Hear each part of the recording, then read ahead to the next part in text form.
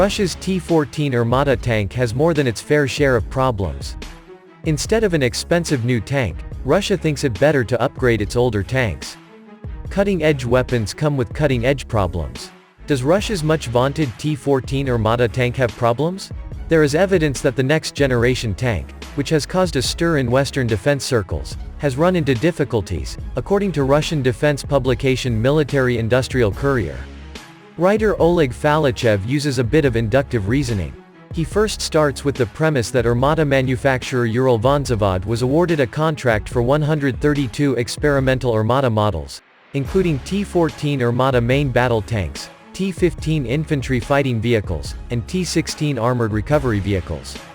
We divide 132 into 3 and come to the conclusion that the plant should supply 44 tanks annually, Falichev writes. By the end of 2019, the plant will supply only 16 cars, 4 of which are BREM, armored recovery vehicles. This leaves a deficit of 28 vehicles, which are very unlikely to be finished by the end of this year. In addition, state tests of machines on the Armata platform have not yet been completed and will continue until the end of 2019. Only after that will the final decision be made on serial purchases, which can be adjusted, possibly to the lesser side. Ironically, while Western observers are awed by the next-generation tank, which some believe is better than Cold War designs such as the M1 Abrams or Leopard 2, the Russian military hasn't exactly been in a hurry to acquire them. The biggest reason is the T-14's price tag, estimated at almost $4 million apiece. Initial plans to buy 2,300 T-14s by 2025 have been pared down to a bit more than 100 experimental vehicles. In addition, the Armata itself has teething problems as well as issues inherent to the design, according to Falichev. For example, the T-14 has an unmanned turret operated by a crew safely nestled in the armored hull. Yet while the turret can revolve, the crew compartment cannot. It is not possible to turn the capsule like a turret, so the emphasis is on optical means and electronics, which can fail in battle, Falichev notes.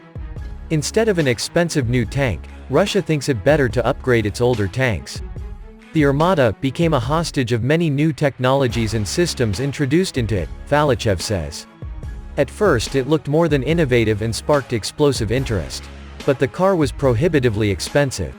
As a result, the Russian Ministry of Defense came to the conclusion that one cannot especially rush with large batches of Armatas. And the emphasis should be placed on the T-72, T-80, and T-90 tanks, using the huge modernization potential inherent in them back in Soviet times. Having received modern laser rangefinders and aiming systems, fire control, infrared vision, and protection, Arena and Shtora, against anti-tank missiles, these machines become even more formidable weapons, not inferior in combat power to the Abrams, Leopards and others.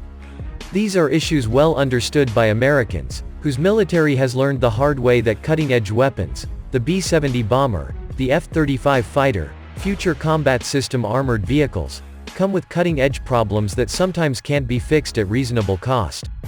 But Russia, which since Soviet times has had a reputation for producing simpler but cheaper and more rugged equipment than the West, is discovering that innovation comes at a price.